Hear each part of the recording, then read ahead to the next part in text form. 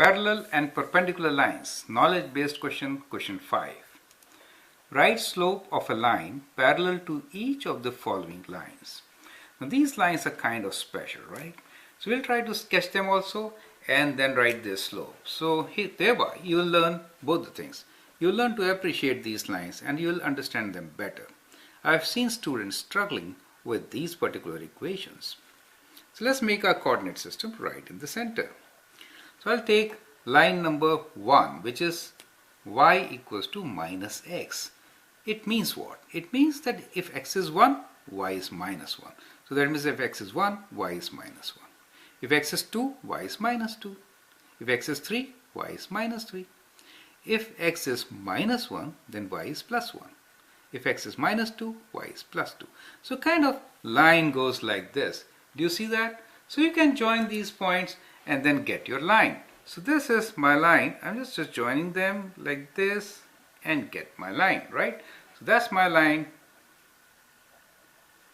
y equals to minus x, correct? Now what is the slope of this line? Slope of this line is minus 1. So the slope of this line is m1, which is minus 1. Now parallel line slope will be how much?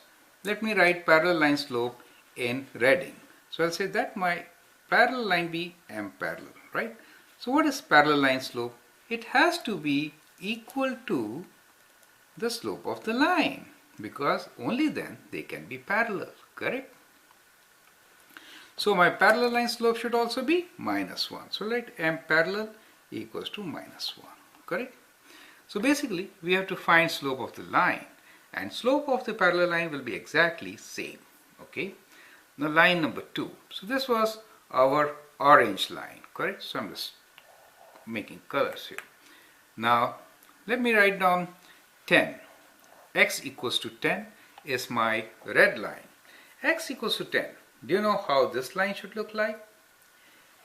X equals to 10 means at every point the value of x should be 10. So then 10, 10, 10, 10. So it is like a vertical line where every point is at x equals to 10. Y can be any number. Y could be 0, 1, 2, 3, 4, 10, 100, minus 1, 2, 3, 4. But x is always 10.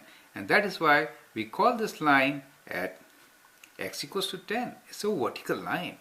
So what is the slope of a vertical line? Do you know that? Slope of vertical line is rise over run. It keeps on moving up, but run is 0. 1 over 0, which is said as undefined. So basically it is 1 over 0, but 1 over 0 is not a defined term. So we say, well, this slope m1 is undefined. Okay, so slope of a line which is parallel to this will also be undefined, correct? So slope of parallel line is undefined. I mean parallel to x equals to 10, correct? So that's our answer for this one. Now let's look into another equation, which is y equals to minus 3. Let that be a blue line. When we say y is minus 3, it means that every point on the line, the value of y is minus 3. That gives us an idea. That means the line should be kind of like this, horizontal, right? And it should go through y equals to minus 3, right? So that is the line y equals to minus 3. Do you see that? It is a horizontal line. So that is y equals to minus 3, the blue line. What is the slope of this line? Slope of this line, m1, is 0, is straight, right? If you compare with the equation y equals to mx plus b, think like this. Minus 3 is your y-intercept. And what is slope? M is 0. Do you see that? So that is how it is. And therefore, slope of a line which is parallel to this line will also be 0. So that's our answer. How about this? X equals to y is same as y equals to x. Is it okay?